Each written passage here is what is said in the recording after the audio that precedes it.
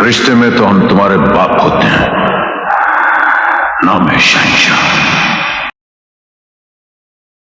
हाँ जी, तो गाइज़ अस्सलाम वालेकुम। तो गाइज़ ये रहा हमारा एक और ओप एम्प यानी operational amplifier whose name is ideal current to voltage converter, जो कि क्या करता है जी, करंट को वोल्टेज में कन्वर्ट करता है। अब आप पूछेंगे सर इसका क्या फ़ायदा। हम तो डायरेक्ट काम कर सकते थे कि करंट सोर्स को रजिस्टर के साथ लगाते या किसी रजिस्टर में से करंट गुजारते तो क्या होता जी, वोल्टेज प्रोड्यूस हो जाते। लेकिन बच्चों एक बात है, मैं आपको बेनिफिट बताऊंगा उससे पहले मैं आपको इसकी ना इक्वेशन लिख के बताता हूँ वी नॉट की। देखें गाइस क्या होगा जी, आपको पता है कि केवीएल कहता है the sum of voltage applied is equal to sum of voltage absorb. जितने वोल्टेज अप्लाई होते हैं उतने ही आगे अब्जॉर्ब होते हैं, ठीक है। तो ये कितने वोल्टेज अप्लाई कर रहा है, देखें जब करंट गुजरेगी आरएफ में से तो कितने वोल्टेज, क्या वोल्टेज प्रोड्यूस होंगे, आई इंटू आर एफ। यही होगा ना अकॉर्डिंग टू ओहम्स लॉ।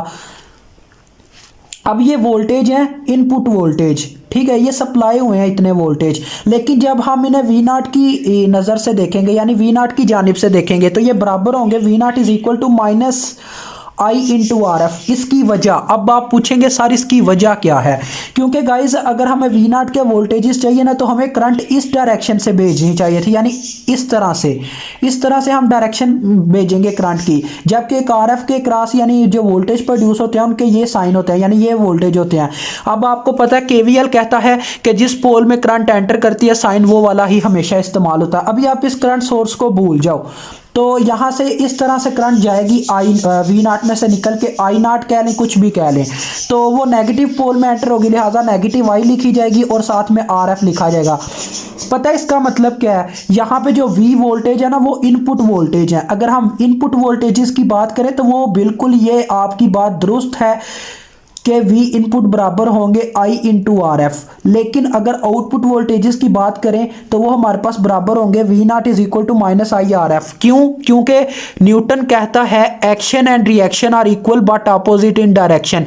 ये इनपुट थी, वो था एक्शन, आउटपुट क्या होगी, उसका रिएक्शन होगी। यानी अगर मैंने आपको मुक्का मारा है तो आप उसका रिएक्शन किस तरह से दोगे। अब मुझे मुक्का मारोगे, ऐसा हो सकता है यार, चलो मार लेना, खुश रहना यार।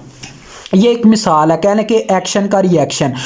या तो ये हो सकता है मैं आपको मारूं, आपको दर्द हो, वो उसका रिएक्शन होगा। समझ लें एक्शन और रिएक्शन इस तरह समझ लें। अब मैं आपको बताता हूं कि ये सब करने का फ़ायदा क्या है। गाइज अगर आप क्या करते हैं, करंट सोर्स को डायरेक्ट किसी रजिस्टर के साथ लगाते हैं ना, तो काफ़ी कभी कभार ये होता है कि हमारा जो करंट सोर्स है यानी वो कोई बैटरी हम लगाते हैं जिससे करंट प्रोवाइड की जाती है, वो वीक हो जाता है वक्त के साथ साथ। इसी तरह से मतलब उसमें वो एबिलिटी नहीं रहती कि वो अगले को उस हद तक वोल्टेज अप्लाई कर सके, उसको इतने वोल्टेज दे सके।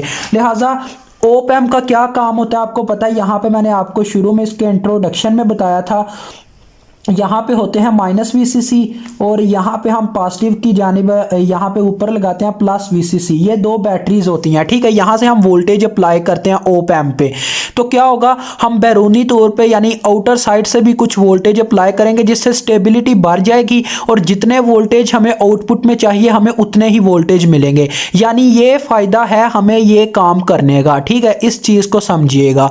तो ये काफ़ी ईजी था, इसमें कोई मुश्किल वाली बात नहीं है। ये बस आपको एक क्या पॉइंट समझाना था कि इसका क्या फ़ायदा ओप एम्प का। अभी मुझे इजाज़त दे, इंशाल्लाह next ideal voltage to current converter समझेंगे।